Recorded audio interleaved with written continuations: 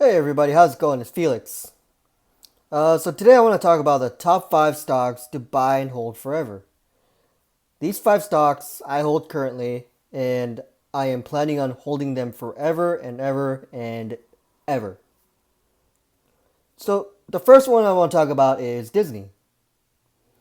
Disney is a brand that has been strong for almost 100 years, and in the 12 major global markets where Disney operates, 95% of consumers are familiar with the brand. Not only that, 1 billion people say they are fans of Disney. Like, why would you not want to own a piece of this company with such a large fan base? I grew up with Disney and I love Disney, and I'm gonna buy and hold Disney probably for the rest of my life. Also, Disney owns a lot of content, not only their movies and TV channels, but they recently got Marvel, they got Lucasfilms, and Pixar. And also, kids will always want to go to Disneyland and Disney World. As a kid, I always wanted to go to Disneyland and Disney World, but I could not afford to do so. And it wasn't until I was 26 that I was able to go to Disneyland. Disney World is on my bucket list. We were gonna plan on going soon, but that might get pushed back a little further. And also, they have a great history of rewarding shareholders. I know recently they cut their dividends, but I think that they're smart. That is a smart decision. They're holding on to their cash. And I'm 100% sure, next year or two, Disney's going to bring back their dividends and they're going to reward their shareholders for being very patient with them.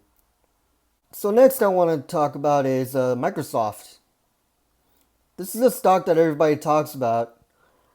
Back in the day, if you bought 10 shares of Microsoft, you could be a millionaire by now. Like, the name alone gets worldwide recognition. It's like their cloud program, Azure, it has made a lot of progress since the introduction. And as a software operation business, they know how to deliver effective and intuitive products and services.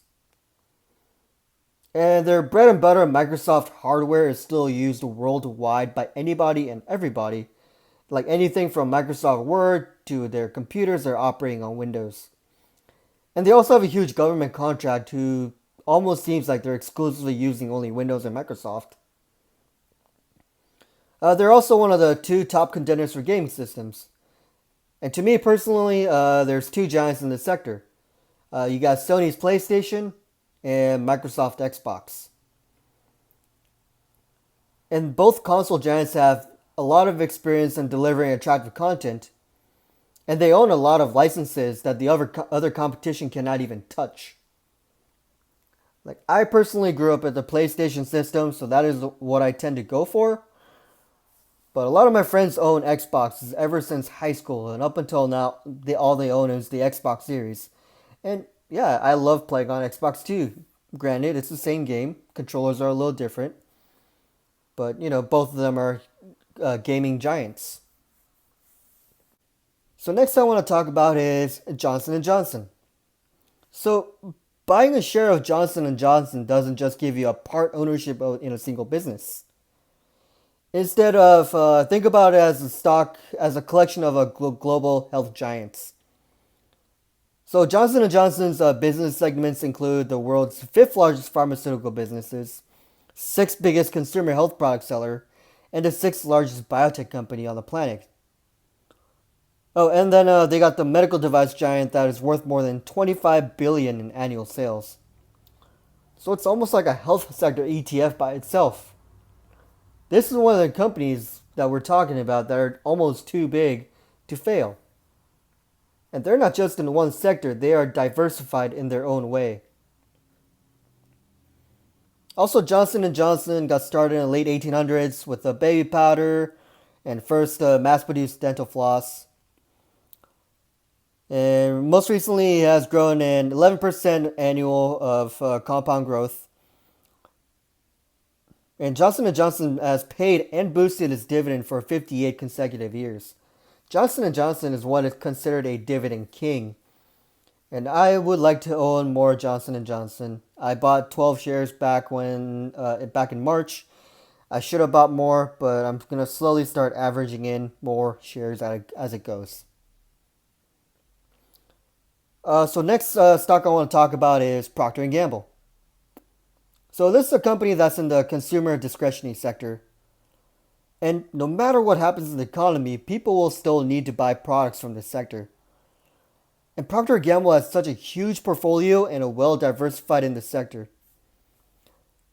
Anywhere from Tide Pods to Charmin toilet paper, Procter & Gamble has a hand in it. It also has been paying a rising dividends for 62 straight years. And just like Johnson & Johnson, it is considered a dividend king. So by investing in this company, it's almost like investing in a consumer discretion ETF. Last but not least is CocaCola. So it's the market leader in the beverage industry, and the iconic logo is recognized about 94% of the world's population. And people drink about 1.9 billion servings of Coke beverage on the daily. Like, I'm not even sure how to calculate 1.9 billion servings, but that is a lot. And also, Coke's strong brand gives it a lot of pricing power. And despite the recent setbacks, as consumers want more healthy options, Coke still demands a higher price than lesser known companies. So there's a rumor they might acquire Monster Energy Drink. Monster Energy Drink is a widely popular energy drink company, and Coke already owns about 20% of Monster. And there have been talks that Coke might buy out the whole company.